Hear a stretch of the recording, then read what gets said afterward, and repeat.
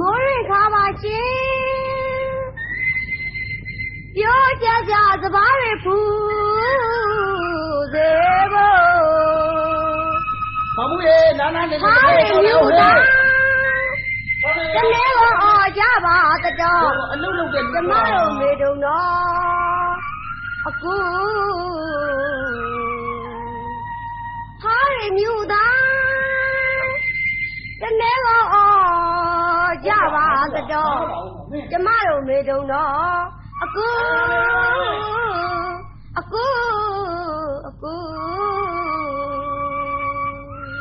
နားပါမင်းရ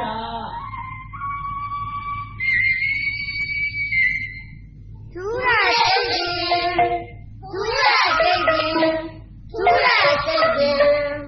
အာတိနာရမမရှိအိုးသူရစိတ်ဟာတိနာရမမရှိအိုး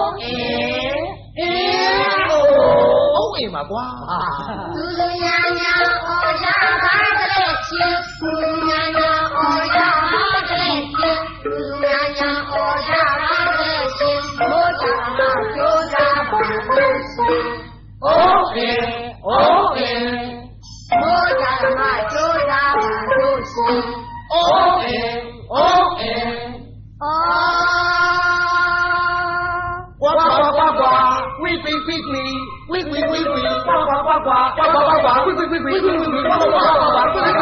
ကွာဝီညီဦးရဘောလိုဘီနေနေတော့လားရုပ်ကြီးဘုဒ္ဓတိုင်းကြီးဒီနေ့လည်းဖိတ်တယ်ကွာရောက်ပါအာမလေးကိုသူရမိုးမရွာခင်တို့ရမိုးမရွာခင်တို့ရတောင်ရလေထဲမှာပြီးလို့ပြေးရတာမိခင်တွေလားရေအားပေးရနောက်ချဲလေးချအားပါရထုံရရလို့ပါရောပါလုံးလာတယ်မိုးမရွာခင်တို့ရမိုးမရွာခင်တို့ရတောင်ရလေခင်းမှာပြီးရတာမိခင်တွေလားဒီအားပေးရနောက်ချဲလေးချအားရထုံရရပါ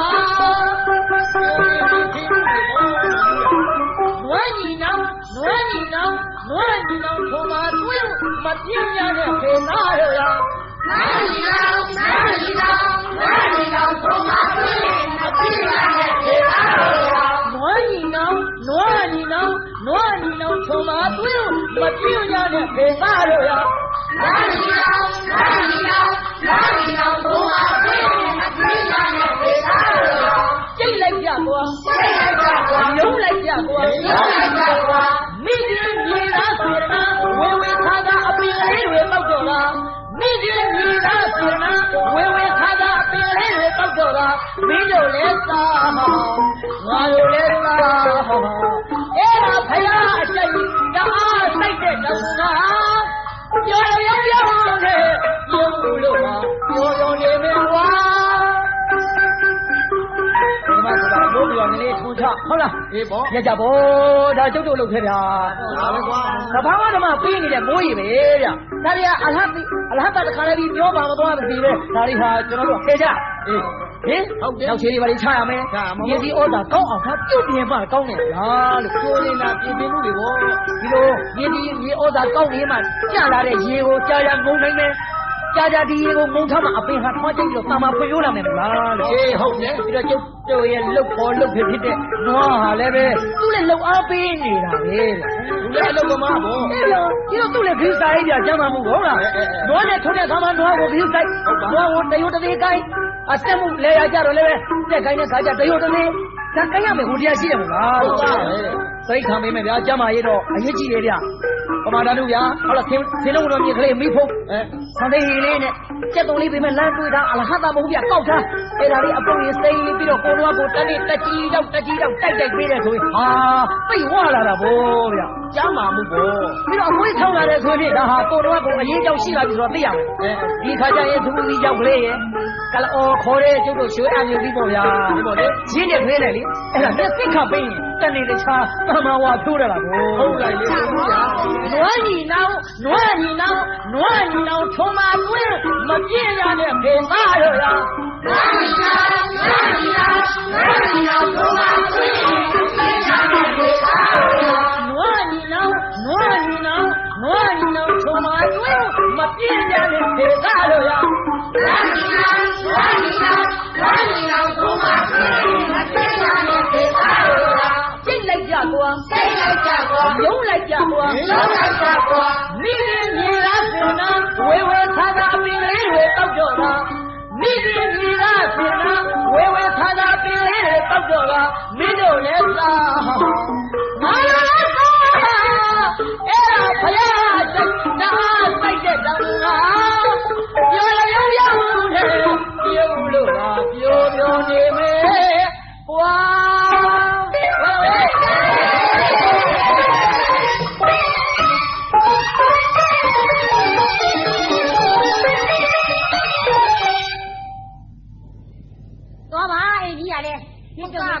သွားမှာပါအေးညီရလဲဘာဖြစ်နေတာလဲဒီနေ့ငါရေခါတာတိတ်ပြင်းတာပဲအေးခါကိုမခတ်ချင်ပါဘူးအေးဒီကပြင်းနေတယ်လားခတ်နေကြပဲအေးဩတိပြီငါတိပြီ तू ပြင်းနေတာတခြားမဟုတ်ဘူးဟေ့ဘာဖြစ်လဲလွာထဲမှာ तू အတင်းပြောစရာလူမရှိတော့ဘူးကောင်းမရဲ့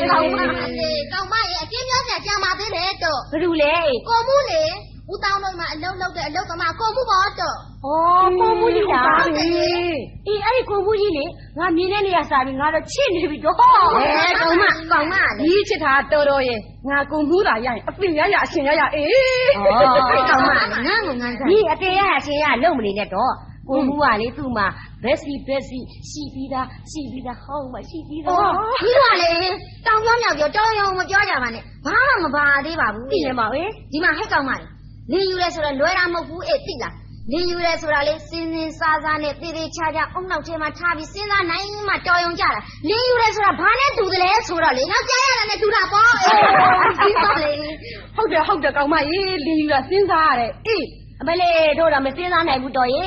လင်းဆိုင်ရွေးလင်းခွေးနဲ့ညားနေမှာစိုးရတယ်ခါမြန်မယ်ဒီမှာညီတို့လင်းကိုမရွေးတတ်သေးဘူးအောင်ငါ့ကိုကြည့်ညီရရရတယ်လားငါတတ်တာဗောအေးငါနားတယ်တော့ပါအေးအေးငါပြောမယ်လင်းရွေးနီနေတရီခါ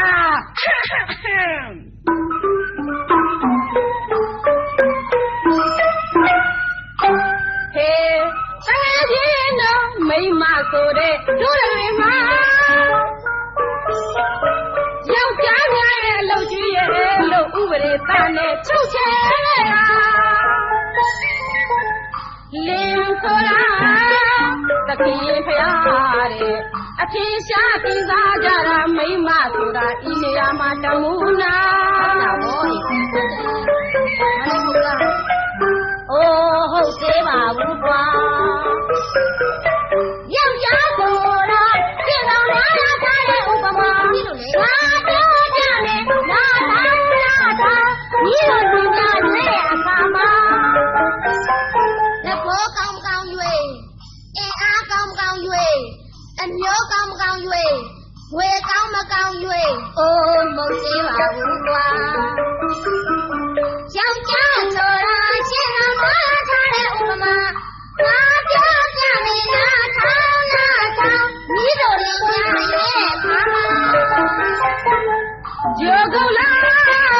ဂျိုတောင်လားဂျိုကုတ်ဆိုတာစားမလေးစိတ်မပါလင်းဆိုတာခိုင်းလွားတမျိုးပါတော့မှဒီမှာရရကြောက်ရခိုင်းပါညောစာအယူတူမတူလူကိုသိချာ၍အကြည့်ကောင်းပြီမကောင်းသည်အကြည့်ပြင်းလို့၍လောကပြင်းသည်မပြင်းသည်ဝင်းစီအောင်လေပညာတတ်ပြီးမတတ်ပြီးစဉ်းစားလို့သာ၍ငယ်လောကအမြဲထွက်မထွက်ချ ချက်သိအောင်ရဲဘော်သက်သည်သိမရှိသိအောင်သုံးစား၍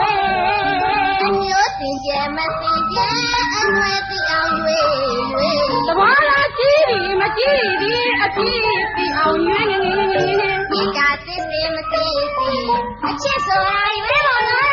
အပြောင်းလိုက်စားမလိုက်စားအများမသိရေလို့လို့သွားနေရည်တဲ့အသက်တဲ့ဆုံးလက်နိုင်ပြုပါသူပြောရအိမ်မှာချီပြီးဝါအိမ်ကဖြစ်မှာမှာအဲ့ဒါတို့ဝေပြတောင်းတောင်းရအောင်ခါဟုတ်ပြီလားဟုတ်ပြီပါလားရှင်ကသတင်းစာကြည့်လာတာကိုရှင်ဟုတ်ပြီဗျာကျွန်တော်အားလက်တဲ့အချိန်လေးကျွန်တော်တို့လေသမားဆိုပေမဲ့လို့ဒီအားတဲ့ချိန်လေးကအဖိုးထားပြီးတော့စံပေးဘုသူကြလည်းရှာသေးတယ်မမညောဘယ်တော့ညဟုတ်တာပဲလေဟုတ်တာပဲဒီကသွားမလို့တော့အိမ်မှာရေမရှင်ကျုပ်လိုက်ပို့မယ်လေကျွန်တော်ကသာခတ်ပေးရမှာပါဗျာမနောက်စမ်းမနဲ့ရခင်ဗျာနောက်တာဟုတ်ဘူးတော့ဩကုန်မှုတော့ဒီရွာကိုရောက်လာကြားလာပြီဟဲ့လေဒီမှာလူပြိုကြီးလုံနေတယ်နော်တော့ကြလူပြိုသိုးကြီးဖြစ်နေဦးမယ်တော့ကျုပ်ကလည်းအပြိုးသိုးကြီးတော့ခိုက်ကောင်မအိမ်လေးကိုမရှိပါဘူးဒီမှာကောင်မရဲ့ကိုကူကကျုပ်တို့ခတ်ပေးချင်တာမဟုတ်ပါဘူးကိုကူကခတ်ပေးချင်တာတယောက်ပါတော့မဟုတ်ပါဗျာမနောက်စမ်းမနဲ့ရခင်တော့လေဒီတော့လေတောင်ပြောမြောက်ပြောမပြောစမ်းပါ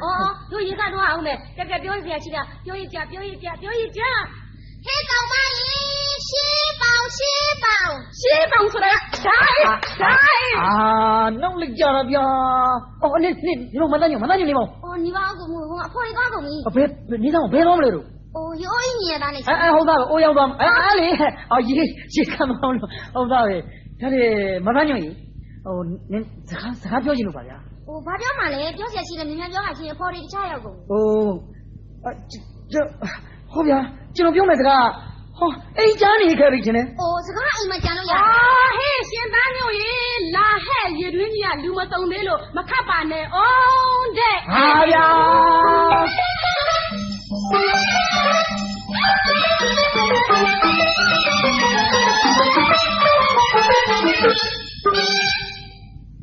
ဟေးဘာတို့ကျင်ကိုသား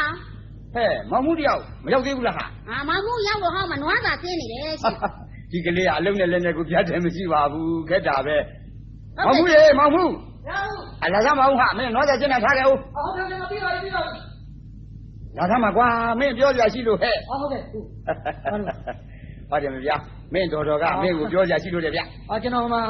နွားသာအလင်းပြတ်နေမှာဆိုလို့တော်ကြီးအလင်းဟာဘယ်ရင်းဆိုအလင်းပြတ်ရင်မကောင်းဘူးတော်ဟုတ်တာပေါ့ဘာလို့ကျွန်တော်လည်းလွတ်လဲရတာပေါ့ဒါပေါ့လေတော့လည်းပဲသူလည်းပဲလူလိုပဲစားကြင်ချမှာပဲအစာဖြစ်ဖြစ်အဝတ်ဖြစ်ဖြစ်ဘာမဲ့ဖြစ်ဖြစ်လေငွေကြေးတနာအစားပြီးတော့အလင်းပြတ်တယ်ဆိုရင်ကောင်းကိုမကောင်းဘူးအဲ့တော့အလင်းလေးရှိနေအောင်လို့ကျွန်တော်အသိလုပ်ကြတာပါကျွန်တော်လည်းလည်းရတာပေါ့ဟုတ်တာပါလေတာပေါ့အလုပ်လည်းလုပ်တာပေါ့ဒါပဲနဲ့ဒီနေ့ပို့တော့တော်ကပြောချင်လို့ကွအမိတ်ရှိပါတော်ဒီနေ့တနေ့တော်တို့အိမ်မှာလုံးပြီးတော့ကမင်းနေရင်ဝင်ရေးစားရေးလိုက်လိုသေးတယ်မဟုတ်လားလို့ဒီတော့တော်ကလည်းပဲလေခွက်ကလေးဖွဲပေးမယ်ကွယ်ကိုဟာလေးနဲ့ကိုတိတိကျကျလုပ်တော့ပစ္စည်းချေလာတော့မင်းပစ္စည်းပိုင်ဖြစ်တယ်မင်းကျေးဇူးတင်တယ်တော်ကျွန်တော်တော့ခွင့်တောင်းမယ်သေးပဲအခုလိုက်ပြီးတော့တော်ခွင့်ပေးတယ်ဆိုတော့ကျွန်တော်အများကြီးကျေးဇူးတင်ပါတယ်မောင်မှုခင်ဗျာမင်းဒီလိုကြီးလည်းနေလို့မဖြစ်ဘူးကွာယောက်ျားဆိုတာမိန်းမမရှိရင်ထိုင်ကားစားကားရနဲ့မိန်းမယူဖို့စိတ်ကူးအောင်ဟာဒါကတော့ကြည့်ပြီးတော့ဦးတို့ကျွန်တော်ကျွန်တော်ဘာလို့သားမနော်ကျွန်တော်ဘာမနော်တော့လေတော့ဒီလိုကြီးငါသားမနေစေချင်ဘူးဟဲ့ငါသားဟုတ်ပါတယ်ကျုပ်ကလည်းကျုပ်သားပါပဲတော့ဒါနေတော့ကြွားမနေသားမနဲ့ဒါနဲ့ကိုသားကျုပ်စိတ်ကတွေးမိတယ်ဘယ်လိုလဲဟဲ့ဒီကလေးကိုသူအိမ်အောင်ရသားချတဲ့အခါကျမှကောင်းကောင်းမွန်မွန်ကြာကြာနာနာလက်ဖွက်လိုက်ရင်ပိုးပြီးမကောင်းဘူးလားကိုသားအဲ့ဒါသိကောင်းတာပေါ့ကွာဟဲ့အဲ့ဒီတော့တို့လည်းပဲထင်းထင်းပေါ်ပေါ်ဖြစ်သွားရောဒါပေါ့တော့သူလည်းပဲလုတ်ကင်ပေးတာလည်းပဲတို့လည်းတော်တော်လေးချမ်းသာလာပြီချမ်းသာလာပြီပေးကြိုက်တယ်ကောင်းပါတယ်တော့ကောင်းပါတယ်နိစ္စမဟုတ်မှထွေးချင်းကသူနဲ့မင်္ဂလာဆောင်မဲ့မိန်းကလေးကဘယ်သူလဲကွာဒါတော့ကျုပ်ပဲသိမှာတော့ကိုသားမင်းမသိပဲနဲ့များကွာကြိုက်ဒါဖြစ်ရင်ဒီလိုလုပ်ကြရင်ဘယ်လိုလုပ်ချင်လဲတို့ရွှေတဲ့မျိုးတဲ့များမောင်မှုနဲ့တော်တာတယောက်လောက်မရှိဘူးလားဒါတော့တရားလုံးသုံးတော်ရထားမှာတော့来，嘿，小飞，各位，大家嘿嘛，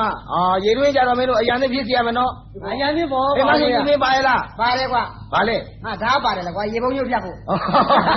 ရေပုံညို့ကပြကြသွားတော့ရေတွင်းထဲမှာကြာနေတော့ ကြာစကားပြောတာပေါ့လေဟောငါဆယ်ပေးဖို့မျက်နှာလိုအားရနဲ့ဂျိတ်ပါတယ်မောင်ဟာရေဟုတ်ပြီ မင်းရေဘုံဆယ်ဖို့လို့ဂျိတ်ပါတယ်အေးလေငါကတော့ကျိုးလေးမမိတမီပါတယ်မောင် ဘယ်နဲ့ကြောင်လို့ အကျိုးရှိရင်ဆိုရင်မိမမလားကအချိန်နောက်ကြမယ်အမွေတယ်ဟုတ်ပါလားဟဲ့အကြာကပြောဆိုတော့မပြီးဘူးအချိန်ကြာရေးရအောင်အေးကွာဟေးဟာမောင်ဘာဒီတော့ကွာဒီကောင်လေးဂျားနဲ့ဒီကောင်လေးချိန်နေလေဟိုကိုကျိုးနဲ့ဘာလုပ်ကြမှာတော့မင်းတို့ကရေတွင်းကွာမှာပေါ်ကွာရေတွင်းတော့ကွာရေတွင်းတော့မင်းတို့ဘာလုပ်ကြမှာအကိုကြိုက်ကြလေးနဲ့ကြာစကားပြောအောင်ကွာအမခင်ကြီးကဓာတ်နဲ့ရေပုံးကျိုးဖြတ်ချမယ်ရေပုံးကျိုးကြတော့ငါအချင်းနဲ့ဆယ်ပေးမယ်ဟောကြောက်စိမ့်ကြီးကရေပုံးကျိုးနဲ့မောင်လားမလေးမိန်းမလေးတယောက်လိုချင်တာနဲ့ကွာကျိုးတွေချိတ်တွေဓာတ်တွေနဲ့အဲ့လိုဆိုရင်ငါအားကိုးစားမှာကွာဟာလူစားငါဓာတ်ချင်ပေးမယ်မောင်ရအေးကောင်းပါလေငါဓာတ်ချင်ပေးမယ်ကွာဟောမင်းတို့သား30သားလောက်ရှာခဲ့ကွာရမယ်ဒီတပိတ်သားနဲ့ဖြော်ပြီးတောက်ပဲဟင်းတွေတောက်မုံဟင်းကအတိုးတွေစားဓာတ်ကိုပေါက်ထွက်လာတာဘယ်ကဓာတ်ပေါက်ရုံမကဘူးဓာတ်တောင်လျှော်လေတော့စမ်းကွာ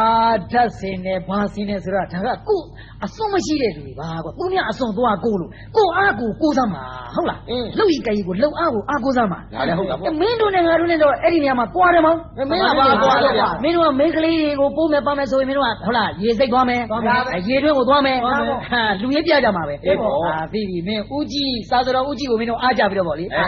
ညချမ်းနဲ့နေချိန်တော်မီကေတီဖတ်နဲ့ရေကလမ်းမှာစခန်းငယ်တင့်လို့ထက်ဆင့်နီးအောင်ချီစိမ့်ပေါင်နဲ့ရင်အောင်တော်သူတနခါကွက်ပါကူလို့အမူကြီးကန်းကုံကိုဘယ်မြို့ပုံပါခြင်းတော့ရလို့ပြောကြမယ်လေးပါကွာအဲ့ဒီနေရာမှာဟိအမျိုးသမီးဟာအလှကန်းမကုံသေးဘူးကွာဘာဖြစ်လို့အေးဟာအလှအစ်စ်မှမဟုတ်ဘူးတကယ်အလှအစ်စ်မှမောင်ရေခမင်းချက်တဲ့နေရာသွားပိုးမှာဘယ်လိုဟာဘယ်နဲ့မိန်းကလေးဆိုတာအိမ်အောင်ကိုသူတို့ကအိမ်အောင်ကြီးကိုသူတို့ထိရမှာဟုတ်တယ်ဒီသူတို့မိဖို့ကြောင့်စားပြီးလုံကြုံအောင်ထိမ့်သိမ့်တတ်တဲ့အမျိုးသမီးလိုတယ်ဟုတ်တယ်အဲ့ဒီဘက်ပိုင်းကမလုံလို့ရှိရင်အိမ်ပေါင်းနဲ့ဖားကောက်သလိုငါလူတို့မစားတော့ဘူးရစီးဝါမပြဘူးပေါ့အေးမင်းတို့လုတ်တွေကရေထွင်းသွားမယ်ဆိုတော့မင်းတို့ကဟိုချီအေးဝန်းရအမေမင်းကမိဖို့ကြောင့်သွားမယ်ဆိုတော့ထရန်ခွာတန်စုရမင်းတို့ကချီအေးဝန်းရမင်းကထရန်ခွာတန်စုချီအေးဝန်းရထရန်ခွာတန်စုချီအေးဝန်းရထရန်ခွာတန်စုချီအေးဝန်းရမလို့ပါဝင်တယ်ပါကွာ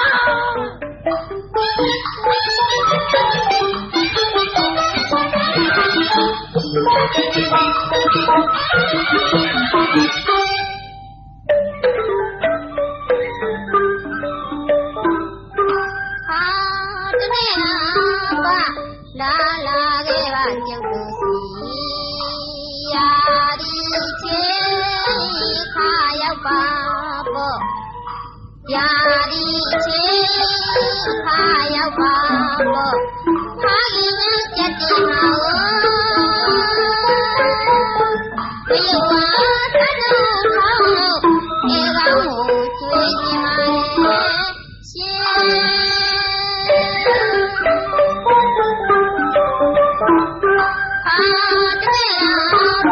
လာခဲ့ပါကျုပ်တို့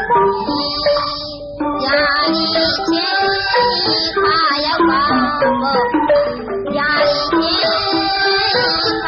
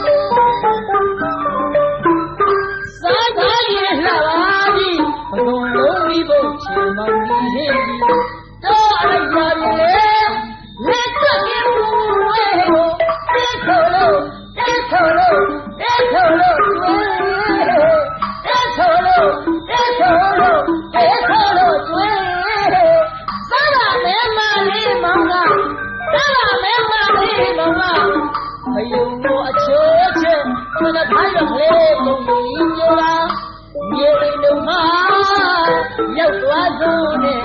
သာရာတပ်ခါပကသနာပြေသမို့မင်းပွဲနဲ့လဲမလဲနိုင်ပါသာရာလေးရပြီရောခလားဝတ်ထားလေးရပြီရောခလားဝတ်ထားလေးရပြီရောခလားသာရာလေးရပြီရောခလားချွေတာတော့ဆွဲတတ်တဲ့ဝိရှင်မတယောက်ကိုလိုနေပါပြီဗျာသွားပါကွာတောင်းတယ်ကွာကနာတူပါအော်မမညောဟောကိုမှုပါဟောထောင်းရနေလားဟုတ်တယ်ရှင်ဟောဗျာအမလေးဗျာစကွဲလေးတွေများတရုတ်တရားများတကယ်ဟိုမှာထဲစုဆောင်ထားလိုက်တာဟောခင်ဗျရွှေပြမှာကြလို့ဗျာဟုတ်ပါဗျာရွှေဖြစ်တာပေါ့ကိုမှုရဲ့ဘယ်နဲ့ကြောင်ဒီမှာကိုမှုရှင်းကိုလေရွာတွေကလူကြီးတွေကရောလူငယ်တွေကရောသိပြီးချီးကျူးကြတာပဲကိုမှုတယောက်ကယောက်ျားလေးဖြစ်နေပေမဲ့မိန်းကလေးလိုအရာရာမှာစိစက်တယ်လို့ချီးကျူးနေကြတာလူကြီးတွေရဲ့ထင်မြင်ချက်နဲ့ရှင်းရဲ့အယူဆနဲ့ကွာနေပါတော့လားကိုမှုဟုတ်လားလောက်ဆောင်အောင်ရဘာများပါလိမ့်များမဟုတ်ဘူးရှင်ဒီစကွဲလေးဟာဆွရပြီမဲ့ပေါ့သူကရွှေဖြစ်တာပေါ့ဒီနေ့ကိုလက်တဆုပ်ကနေလက်တခုတ်ကနေတလုံးဖြစ်လာနိုင်တယ်လို့စဘူးတလုံးကနေပြီးတပြီကနေတပြင်းအထိဖြစ်လာနိုင်မို့လားရှင်အဲ့လိုတပြင်းအထိဖြစ်လာတဲ့အခါကျတော့ရောင်းစားလိုက်လို့ရှိရင်ပတ်ဆံရတာပေါ့အဲ့တော့ပတ်ဆံရတယ်ဆိုပဲရွှေဖြစ်တာပေါ့ကိုမှုကြိုက်ပြီဟဲ့ကမင်းတို့ကြိုက်ပြီဘာကြိုက်တာတော့နိစမ်းပါအရင်သုံးအနှုံလေးတွေကြိုက်တာဟုတ်ပြီဗျာဒါတော့ဟုတ်ပါတယ်ကျွန်တော်တို့ယောက်ျားတွေမိန်းကလေးတွေနဲ့တော့ပို့ပြီးတော့ပဲသိမလဲဗျာမိဖို့ကြောင့်ဆိုတာတော့မိန်းကလေးလို့ဟောဗျာဒါကြီးကဘာတော့ညဒီဟာရီတူလောင်ထားတာကခမရရောင်းစားမလို့လားဆန်သေးရည်တွေကလည်းအမလေးအင်းတုံကြီးလေးနဲ့ပြည့်နေတာမင်းဩဆန်သေးရည်ကတော့ရောင်းစားလို့ဘယ်ရမလဲကိုမှုရဲ့ဒါပေမဲ့လို့သူ့နေရာနဲ့သူသုံးရတာပေါ့ရေဆိုတာဟာလောက်အားနဲ့သွားမယူရင်ကိုယ့်အိမ်မတက်လာတာမှမဟုတ်ပဲအဲ့တော့ဒီဆန်သေးရည်လေးကိုဆေးသင်းတဲ့ပစ္စည်းလေးကိုဆေးရမယ်ဥပမာပြောရမယ်ဆိုရင်ရှင်ပကံဆေးတဲ့အခါမှာသူ့ကိုအကျန်းဆေးပြီးတော့ရေတန်လေးနဲ့တခါအချောပြန်ဆေးလိုက်လို့ရှင်ရေကုန်တက်တာမယ်မို့လားအဲ့ဒီလိုရေကုန်တက်တာလာတော့ရေသွားခတ်မယ်အစားဒီပြည့်အလုံးလုံးနိုင်မယ်မို့လားကိုမှုရဲ့ကြိုက်ပြီငါကြိတ်ဖို့ထောင်းစမ်းဖို့လောက်ဟန်ကန်ဟန်လေးတွေပြောတာပါမောင်သဘောကျတယ်မသားညိုကြီးသဘောကျတယ်ခမန်းအခုလိုခမန်းရဲ့လှုပ်ကြီးကိုင်းကြီးတွေတွေ့ရတော့ကျွန်တော်မသားညိုနဲ့တွေ့တိုင်းပြောမယ့်စကားတွေဟာမေ့နေတယ်မြဒီနေ့တော့မမေ့တော့ဘူးဗျာခင်ဗျကျွန်တော်ရင်ဖွင့်လိုက်တော့မယ်ဒီနေ့တော့လူဘာများမှလည်းခင်ဗျကျွန်တော်ချီးဆိုနေတာခင်ဗျကျွန်တော်ချစ်တယ်ခင်ဗျမေတ္တာရှိတယ်စုံမဲ့တဲ့တရားတွေများတို့လည်းကြည့်ပြီဗျာဟဲ့ဗျာလက်ခံလိုက်ပေါ့အေးလေယောက်ျားလေးနဲ့မိန်းကလေးဆိုတာကတော့ချီးရဲဆိုတာလောကဓမ္မတာပါရှင်ဒါပေမဲ့လို့ကျမမှာအုတ်ထိတ်နေတဲ့ဖခင်ကြီးရှိနေသေးတဲ့အတွက်ဒါစားဟုတ်တယ်ဒါအပီလိုချင်းပိတ်ဆိုင်သမီးလိုချင်းမိခင်ဖခင်တိုင်မသားညောဒီကိုတရားတော့ကျွန်တော်ကြည်ကုန်းအောင်ဆောင်ရွက်ဖို့ကျွန်တော်မှရှိပါတယ်ကျွန်တော်ဆောင်ရွက်ပါမယ်ဗျာခင်ဗျာအဖေအတွက်တော့ဗျာကျွန်တော်နားဖောက်ပေးမယ်တန်တကြွင်းကြီးနဲ့လေမင်းနောက်ကြောင်ကွာအကောင်းပြောနေလို့တန်နေစမ်းပါမသားညောရှင်အကယ်လို့ခင်ဗျာအဖေသဘောတူကြည်ပြူပြီဆိုရင်ခင်ဗျာငင်းစားနေဦးမလားဒါတော့ဖေရတဲ့သဘောတူမယ်ဆိုရင်ကျမဖို့ညင်းစားမှုမလိုပါဘူးရှင်ကောင်းပါဗျာမိဘစကားနားထောင်နေဆိုတာလူသားတို့ကနှတ်သားတို့ကပါပဲဒါပေမဲ့ချီတုံးကမုန်းစကားပြောဆိုတာလို့မသားညောကြီးကျွန်တော်အကြောင်းမဆက်ခင်ပြောချင်တယ်ဗျာအများကြီးကိုမှုရဲ့အကယ်လို့ပေါ့ဗျာခင်ဗျာမိဘကလည်းပဲကြည်ပြီးရဲ့အပိုင်ရောက်ပြီကျွန်တော်တို့နှစ်ယောက်ကလည်းမျှတကြပြီဆိုတော့ဗျာဟုတ်တယ်ဒီခါကျရင်ကျွန်တော်ပြောချင်တာကခင်ဗျာချင်းသုံးချင်တော့ခင်ဗျာရှောင်ရလိမ့်ရှင်ပြောတဲ့စကားလေးကျွန်မနားမလည်ဘူးရှင်ဘာလို့ဆိုလို့တာလဲဒီလိုပါချင်းသုံးချင်ဆိုတာကပထမအချင်းကမဝတ်ချင်ပါဘူးဒုတိယအချင်းကမကြွားချင်ပါဘူးတတိယအချင်းကမပြောချင်ပါဘူးဆိုတဲ့အဲ့ဒီချင်းသုံးချင်ပဲဒါဟုတ်လားဘာကြောင့်လဲဆိုတော့မိန်းကလေးတွေဆိုတာဟာအဖို့အစားကိုတစ်ခုပြီးတစ်ခုအမှန်တန်ဝတ်ချင်ဝတ်ပြန်တော့လဲဝတ်ပြီးလို့မပြီးသေးဘူးလမ်းရှာပြီးလမ်းထွက်ပြီးအဲ့ဒါဘာကြောင့်လဲပလားတယ်လို့ခေါ်မှာပေါ့ဗျာဟုတ်လားဒါလေးလက်ကောနဲ့အဲ့ဒါကြွားတာပဲဝတ်ပြီးကြွားပြီးပြောပြီးကြွားပြီးဝတ်ပြီးကြွားပြီးပြောကြာတော့ပျော်လွန်းတော့ဘာဖြစ်ပျော်လွန်းတော့ပြက်တယ်မှာညောအဲ့ဒီတော့မိစုမပရိပဒါပဲကောင်းနေဗျဒါကြောင့်မဝတ်ချင်ပါဘူးမကြွားချင်ပါဘူး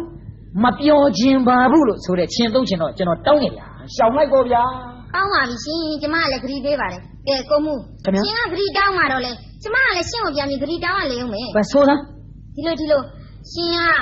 ခုနကတော့ပြောတာ3ချင်မလားဟုတ်တယ်ရှင်က3ချင်ကျမကိုအရှောင်ခိုင်းရှင်က4ချင်ရှောင်ရလိမ့်မယ်ဟုတ်ဗျာလာပြန်ပြီးပြောတာဘာလဲခင်ဗျအချင်းကကြက်ချင်တရက်ချင်ဟင်းကလာကြီးမုံလာကြီးမင်းလည်းခိကောင်နွေးဝင်နောက်လေဒီတော့အခုတန်တဲ့စကားပြောနေတိတိကျကျနားထောင်သမှာကဲနားထောင်ရမှာပေါ့ခင်ဗျချင်လေးချင်ဘာတော့ဆိုသားခုနကိုမှုပြောတယ်မလားမကြွားချင်ပါဘူးမဝိချင်ပါဘူး မပြောချင်ပါဘူးလို့ပြောတယ်မို့လားကျမလိုချင်တဲ့ချင်းကမစားချင်ပါဘူးဆိုတာရှင်ခရီးပေးရလေဗျာခင်ဗျမစားရင်သေမှာမို့ဗျာဒီဥစ္စာမင်းတော့ခေါ်မဟုတ်ပါဘူးလေအမြဲတမ်းမစားဘူးလို့လည်းမဆိုးလို့ပါဘူးဒီလိုပါကျမတို့မိန်းကလေးတွေဟာအိမ်အောင်ရေးချင်းသိမ့်တဲ့နေရာမှာမလွယ်ကူဘူးရှင်တို့ယောက်ျားလေးတွေဟာလူမျိုးဘဝမှာဘယ်လိုပင်ဖြစ်တယ်လို့နေတတ်ပေမဲ့မိန်းမရလာတဲ့တစ်ချိန်မှာမိန်းကလေးအပေါ်မှာခွင့်ရကောင်းယူပြီးတော့အမြဲတမ်းမိန်းကလေးကိုနှိမ့်ဆက်ချင်ရတယ်ရှင်စားတောင်းနဲ့ပတ်သက်ပြီးစားတောင်းနဲ့ပတ်သက်ပြီးတော့ဟင်းညိုလေးချက်ပြန်တော့ချင်းဟင်းလေးစားခြင်းနဲ့ချင်းဟင်းလေးချက်ပြန်တော့ငါးဟင်းလေးစားခြင်းနဲ့ငါးဟင်းလေးချက်ပြန်တော့ကြက်သားဟင်းလေးစားခြင်းနဲ့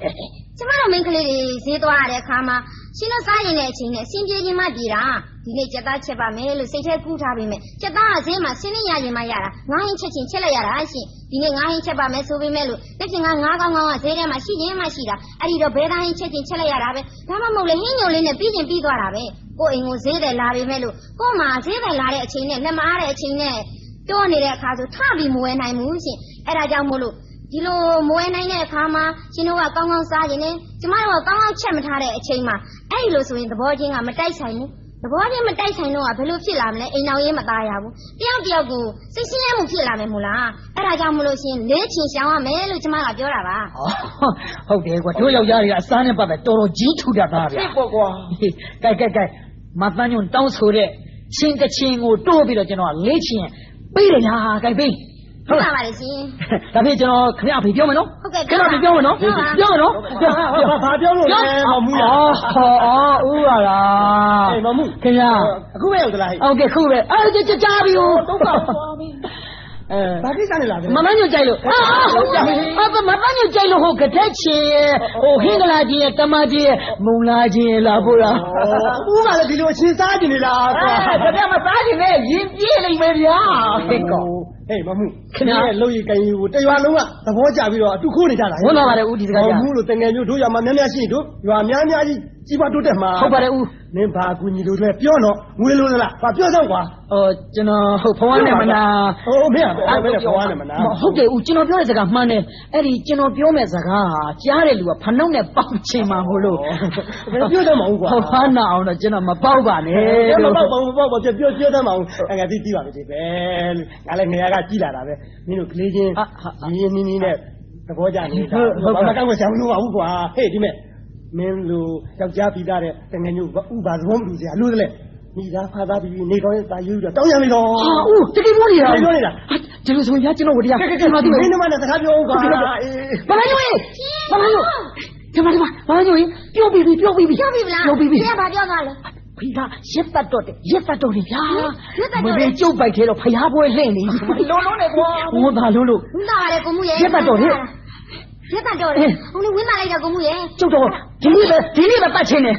ဒီမပတ်ရဘူးအခုတဲတယ်နေကြအောင်ဟဲ့မင်းတော့မနေတော့ကွာ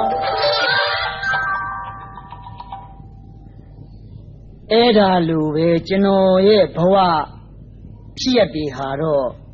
ဒီလိုပဲရုန်းကန်ပြီးထွက်လာလို့အခုလိုကျွန်တော်တင်းတော့တင်းတယ်ဘဝမျိုးရောက်လာတယ်လို့ဆိုရမှာပေါ့ဗျာဟုတ်လားဟုတ်ကဲ့ခင်ဗျာကိုမှုရဲ့အဖြစ်ကတော့တော်တော်ကိုဆန်းကျဲတာပဲဗျာတိုင်းလေဒါနေထားပါဦးခင်ဗျာလည်းကျွန်တော်တို့ရွာရောက်နေတာကြားပြီပဲအိမ်တော်ရက်သားပြီးဖို့အရေးကြီးပြီလားဟုတ်ပါတယ်မသားညွန့်နဲ့ကျွန်တော်ဟုတ်တယ်ဟုတ်ခင်ဗျာကျွန်တော်လည်းသိပြီးသားပါမသားညွန့်တော်လဲတော်ပါတယ်ခင်ဗျာဒီလိုဆိုရင်ခင်ဗျားအမနဲ့နှမများရောက်ဖများကိုမဖိတ်ဘူးလားဗျာအမကြည့်မိရပါရဲ့ခင်ဗျာသူတို့ကျွန်တော်အကြောင်းကြားလိုက်ပါပြီဖိတ်တာတွေပါတော့အကုန်ပို့လိုက်ပြီခင်ဗျာအရေးကြီးတာပေါ့လာကြပါလိမ့်မယ်ဒါလေကုန်မှုခင်ဗျာသတိပေးရအောင်မယ်ဗျာကျွန်တော်တို့ရွာတလေးရက်တလေးဆိုတာရှိတယ်ခင်ဗျာကျွန်တော်တို့ဘယ်ဘုံပေးရလိမ့်ဦးမယ်နော်ဟုတ်တယ်ပြောအဲ့ဒါတော့ပေးရလိမ့်မယ်ဒါဒီလိုဗျာဒီလိုမိတ်ဆွေတို့ဒါတော့ကျွန်တော်လေးလေးနဲ့မြစ်တာရက်ခံပြီးတော့တောင်းပန်နေတယ်ဗျာဘာလို့လဲဗျာဒီလိုခဲဖို့တောင်းတယ်လို့ဆိုတဲ့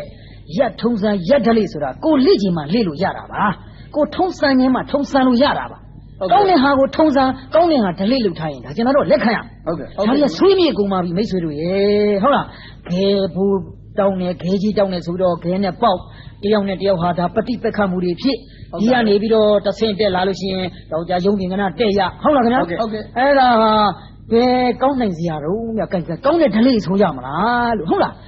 ဒီအတွေးအခေါ်အယူဆမျိုးတွေဟာဆွေးမြေ့ဟောင်းနှွမ်းကုန်ပါပြီဗျာဒါတွေပြစ်တယ်ပါတော်ကြတစောင်းမုံလားခိုးကားလားဆိုပြီးတော်ခိုးတောင်ခိုးနဲ့ပြီးကောင်းနိုင်မလဲတဲ့လူတွေကအကျင့်စာကပို့ပြီးပြစ်တဲ့ပစ္စည်းဘူးပဲဖြစ်လာတာပဲဟုတ်တယ်ဗျဟုတ်လားမှန်ကန်တဲ့ကျွန်တော်တို့ဒီလမ်းစဉ်ကြကျွန်တော်တို့လက်ခံရဟုတ်ကဲ့အဲ့ဒါလေးတော့သိခါမြဗျာခင်ဗျားတို့ကြိတ်ထားတော့ကျွန်တော်ကြွေးမယ်ဗျာဟုတ်လားဒီလိုဆိုလို့ရှိရင်ကျွန်တော်တို့ကာလာသားတွေတော့ခမင်းကောင်းကောင်းဟင်းကောင်းကောင်းချက်ကျွေးရလိမ့်မယ်နော်စိတ်ချထားတော့လောက်လာသားမှာဝင်ယူတယ်ကျွန်တော်ဇနီးလောက်မှာပန်းကျော်အချစ်ပြဝင်တော့တော်ရနော်ဟုတ်ကဲ့ကိုဇနီးလောက်ကိုပြောတာမဟုတ်ဘူးခင်ဗျားတို့ရှာမျက်စိမယ်ဟုတ်ကဲ့တမာရွက်နဲ့ငချီရောခင်ဗျားတို့ရဲ့ကြီး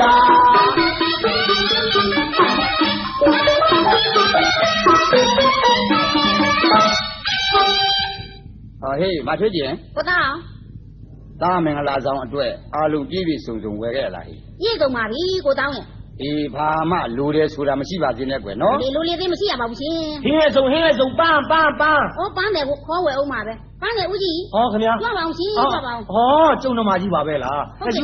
ပါဟောဒီပန်းလေးကဘယ်လိုရောင်းပါတလဲရှင်အဲ့ဒါကတစည်းငါးမှုပါတစည်းငါးမှုဒီပန်းသုံးစီးစလုံးကျွန်မယူလိုက်ပါမယ်ရှင်ဩဒါယူမလားဟုတ်ကဲ့ရွှေတော့မစင်းဘူးလားနော်မစစ်တော့ပါဘူးရှင်ဟုတ်ကဲ့ဝန်တာပါဗျာကျုံမိမကလိမ်မနေပြီဗျအိမ်မှာသားကောင်းသားလိမ်မရောက်နေလို့ဗျဦးရဟုတ်ကဲ့ကိုသားကျွန်မဖျားမဖွာလဲလိုက်အောင်မယ်နော်အေးသွားနေကဲကျွန်တော်သွားလိုက်ပါဦးမယ်ခင်ဗျာဦးတော်ဟေးခဏစီကြောက်လာတာအမေလာဖို့လူသေးသလားဗျမင်္ဂလာကိစ္စအတွက်ငွေလိုရင်ကျုပ်စီယူပါဦးမလိုပါဘူးဗျာအားလုံးပြည့်စုံပါတယ်ဗျသမီးလိမ်မာတော့တမက်ကောင်းရရမှာဗျကျုပ်ကဒီမဲ့ဦးစမြင့်ခမရသမီးလေးနေရာချထားပြီးလို့ရှိရဲ့ခမရလည်းမိမမရှိတာကြားပြီအဲ့ဒီတော့အိမ်အောင်ပြလိုက်ပါလားဗျာဟာဗျာမလို့ရင်ဘူးလားအခုလားဟောမလို့ရင်ဘူးတင်နေအခုလို့ရှင်းနေတာ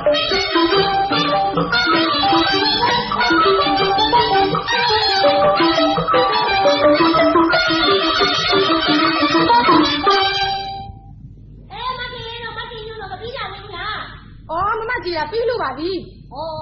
တို့နောက်ကျနေလိမ့်မယ်။မြန်သွားမှဖြစ်မယ်မို့လား။အေးဒီကမှမြန်လို့လာပြီးတော့မှာအေး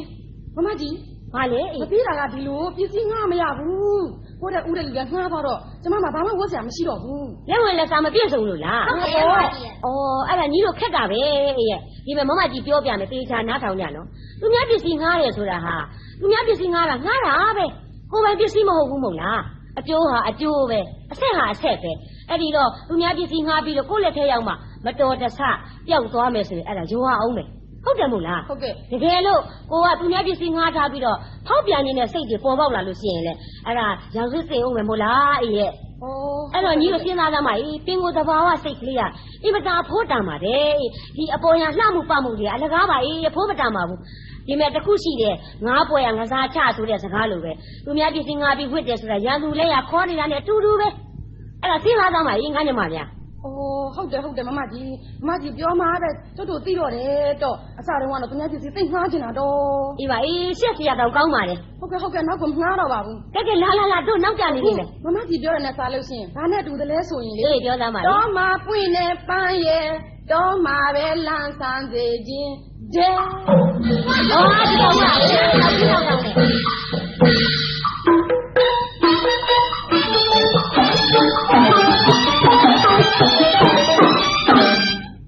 ဘလို့မကြီးပါလားကိုပြစိတ်ဘယ်သွားမလို့တော့ကိုမှုတော့မင်္ဂလာဆောင်လေမင်္ဂလာဆောင်အဖော်တန်းကွာတယောက်ထဲလားဟိုမှာလှဲနေနဲ့ကိုဖြောက်ကဟိုမှာပေါင်းသိနေလဲကြည့်တယ်ခင်ဗျာတယောက်ထဲထွက်လာနော်တဲခက်တယ်ခင်ဗျာလက်ဝက်လက်စားအပြည့်စုံနဲ့တလောကမကြားလိုက်ဘူးလားဟိုဘက်ရွာခလေးမလေးဒီလိုပဲဘိုးတစ်ပါးသွားမလို့ဘာလို့လဲထွက်လာတယောက်ထဲထွက်လာလားဖော်မပေါဘူးလူမသမားတွေနဲ့သွားတွေ့တာပေါ့လူမသမားတွေနဲ့သွားတွေ့တော့တခါတည်းလက်ကိုဟောဒီလိုဆွဲကိုဖြောက်ချင်းပါလောက်တာလေခါကိုဟောဒီလိုဖက်ဘာခင်ရကိုဖြောက်ကခင်ဗျားကိုအဟုတ်ချင်းနေလို့ပြောနေတာပါကိုဖြောက်ချင်းဘာလို့ညာလို့လဲပြောနေတာဟဲ့ကိုဖြောက်ဆိုလို့နော်အော်လာမှာရောက်စိဘယ်မှာလောက်တာလဲတကယ်အမေလက်လုံးမနော်အရမ်းမလို့လေမင်းအကြောင်းနဲ့ငါမတီးဘူးမှလို့ဟုတ်တကယ်ငါပြောတာဟာတော့သူဟိုငါဂတိပေးတာကွာခီးကိုတတိပဲမင်းကလည်းလက်ဝက်လက်စားတွေနဲ့ထွက်လာလို့ဟိုတလောကမြင်မှုလားကွာအဲ့ရွာခလေးမလေးဒီလိုပဲလူမသမားတွေနဲ့သွားတွေ့တော့တခါတည်းလက်ကိုဟောဒီလိုဆွဲဇွတ်ဖက်ပြီးပို့တာလည်းပြေးတာပဲရောက်ဆိုင်ကိုရင်ပေါက်စီရလဲဘာရဖြစ်လာတယ်မသိဘူးကဲလာသားမှာတော့မောင်ကြီးကမျောလာရောမယ်သွားရအောင် မင်းမောင်ကြီးပြောကောင်မင်းကတိတ်ဝန်းတန်နေတယ်ပေါ့ဝင်းတာလားပေါ့မင်းမောင်ကြီးမေကတော့သွားအတွက်မင်းကပြောနေပေမဲ့ငါ့ဘွာတိတ်စိတ်မချမ်းသာဘူးခင်ဗျဘာညာစိတ်မချမ်းသာနေတာငါကပြည့်စလခပြောလို့တာပြည့်စလခပြောလို့ဟိုကြငါတွယ်လို့ပါငါကြောက်ရသေးတယ်ခင်ဗျမလေးကျုံမောင်ကြီးအရင်လိုမမိုက်တော့ပါဘူးအခုလိမ်မာနေပါတယ်ငါတော့တိတ်စိတ်မချမ်းသာဘူးဟေးတိတ်စိတ်မချမ်းသာဘူးဟာရွှေရောက်ပါရဲ့မျက်နှာပူနဲ့လာရတယ်ပါဟာ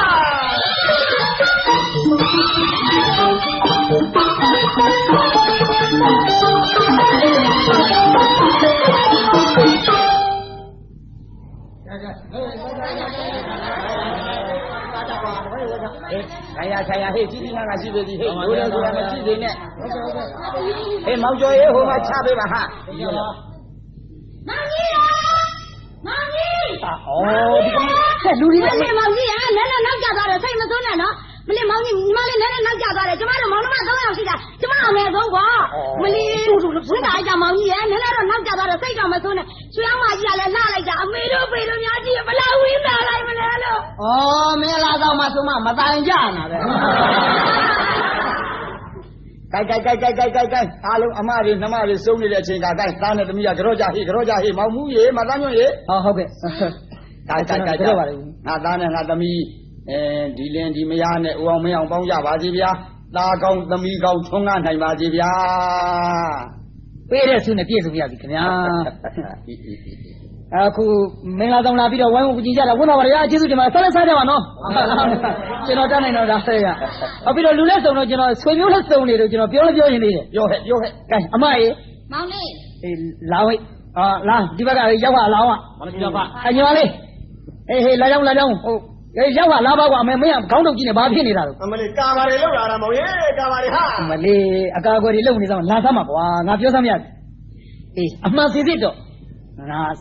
တိတ်ပြီးတော့စိတ်နာတယ်ကွာဟုတ်လားငါပေါ်ဘလောက်တောင်မှရစ်ဆက်စိမ့်ကာကြီးပြောရလေချင်းပြည့်ဝလေချင်းဆိုတော့ငါစိတ်နာ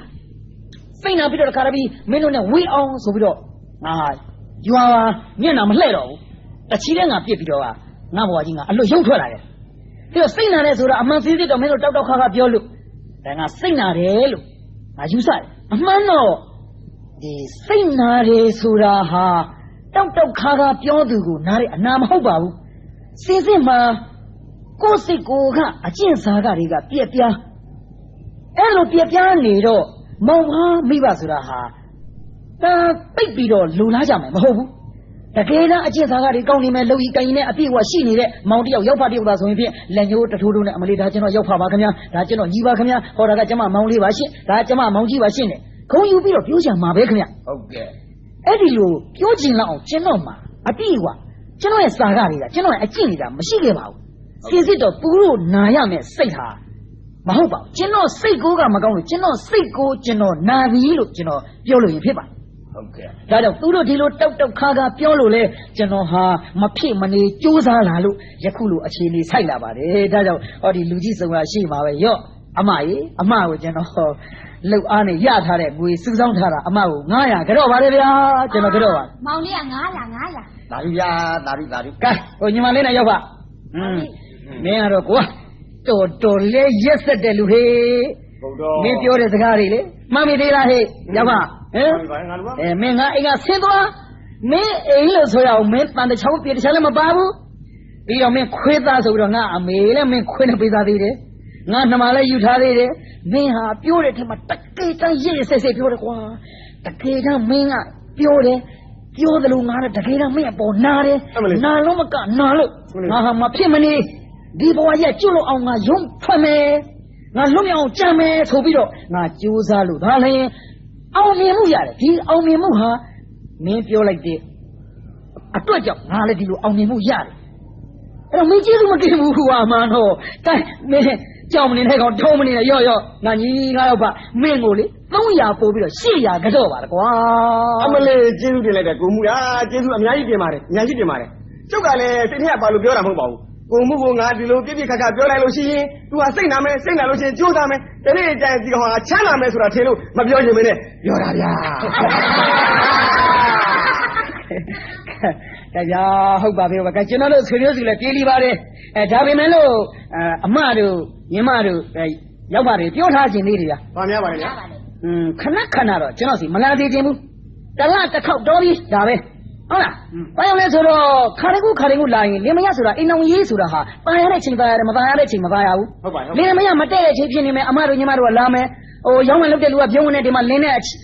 တိတ်ပြီးတော့ကာယမသိတဲ့ချိန်မို့ပြုံးနေလှဲ့စကားမပြောမိဘူးလှမ်းမခေါ်မိဘူးနှုတ်မဆက်မိဘူးဆိုတော့ရောင်းမပေါ်သွေးကြီးသလေးဘာဖြစ်သလေးညာဖြစ်သလေးနဲ့အဲ့လိုအထင်မြင်မှားရတယ်ဟုတ်လားအဲ့ဒီတော့ခါနေကူမလာကြနဲ့တလားတစ်ခေါက်ဆိုတော်ပြီပေါ့ဗျာဟုတ်လားကောင်းပါပြီကွာကျမ်းမာရေးနဲ့ပတ်သက်ပြီးတော့နာဖျားမကျမ်းမာမရှိလို့အရေးကြီးတာတဲ့ခါကြရင်အရေးကြီးသလိုပဲခရုစိုက်ပြီးလာကြဝင်ရထွက်ကြပါလို့ကျွန်တော်နောက်ဆုံးမှားပါတယ်ကောင်းပါပြီမောင်မောအားလုံးခုလာကြတဲ့ပိဿတ်တွေကလည်းကျွန်တော်သတိပေးခြင်းသေးတယ်ဗျာပါများလဲဗျာကျွန်တော်ရဲ့ဒီဘဝအခြေအနေတွေဟာဒီနေ့ဒီဟိုမှာနင်းပြီးတော့ဒီနေ့ဒီနဲ့ပဲကျွန်တော်ကြိုးစားလာလို့အောင်မြင်မှုရတယ်ဆိုတာတော့ကျွန်တော်လည်းပဲဝန်ခံတယ်အားလုံးကလည်းဝန်ခံကြလိမ့်မယ်လို့ကျွန်တော်မျှော်လင့်မြင်ပါပဲဗျာဟုတ်လားဟုတ်ပါကျွန်တော်တို့ကြွေးကြော်ခဲ့တာကဒိုးဘိုးဘွားအမွေစစ်မှုချစ်မြတ်နိုးဖေးလို့ဆိုသလိုကျွန်တော်တို့ဒီရေကိုအသက်သခင်ကျေးဇူးရှင်လို့ချစ်ကြစမ်းမှာမြတ်နိုးကြစမ်းမှာဟုတ်လားခင်ဗျာဟုတ်ကဲ့နောက်ပြီးတော့ဒီတူဒီလူရချုံလှုပ်ချင်တဲ့ဝါသနာတွေတော့ဒါဖြောက်ပင့်ပြီးလို့ကျွန်တော်ယူဆတယ်တူဒီတောင်းစားမှုတွေဒါတွေကပယ်ဖြောက်တင်ပြီလားဟုတ်ကဲ့နော်ဟုတ်ပါတယောက်အားနဲ့မရတော့တသိန်းအားနဲ့ရဆိုတဲ့စကားလိုပဲဟုတ်ကဲ့ဥပမာလေးတစ်ခုရှိကြပါစို့ဗျာကျွန်တော်တို့ဒါညမရိုးရဒလီလေးရှိပါတယ်ဥပုသ်စီရမှာပွားကြတဲ့ဆိုရင်ဖြင့်ကိုယ်အိမ်ကပါလာကြတဲ့ဟင်းကွက်ကလေးတွေဟင်းလျာလေးတွေတဝတ်တယောက်တည်းဆိုရင်ဖြင့်ဟင်းကွက်340စားနိုင်မလားခင်ဗျငါပဲစားနိုင်တယ်ပြေးစားနိုင်မလဲဟုတ်ကဲ့တိုင်းမှာအနည်းဆုံးတစ်ခွက်ပါလာဗျာဥပုသ်စီရကြတော့လူပေါင်းများစွာလူ90လောက်ဆုလိုက်တော့ဟင်းကွက်ပေါင်း90မစားရဘူးလားအစားနဲ့စားတယ်တယောက်အားနဲ့ဟင်းကွက်90မစားနိုင်ဘူးနော်ဟုတ်ကဲ့အများနဲ့စုပေါင်းစားလိုက်တဲ့အခါကျတော့ဟင်းပေါင်းများစွာရတာများစွာစားရတယ်လို့ကျွန်တော်တို့တူလည်းပဲအားလုံးဟုတ်လားခင်ဗျာစုပေါင်းထွန်ရက်ပြီးတော့လောက်ကင်လေးရလို့ရှိရင်ဒီမြေဒီရေနေကြတယ်ကျွန်တော်တို့လူတွေဟာတကယ့်ရဏရွှေငွေရဏမိုးရွာမယ်ဆိုတာဒါမြေကြီးလက်ခတ်တိမလွယ်ဘူးဗျာဟုတ်ပါတယ်ခင်ဗျာဟုတ်ပါတယ်ဒါကြောင့်မမိတ်အပ်တဲ့ဒီရဏမြေဒီရဏရွှေကြီးကိုတော့ပြန်ပြီးကျေးဇူးအတုတ်လဲပြုကြပါစို့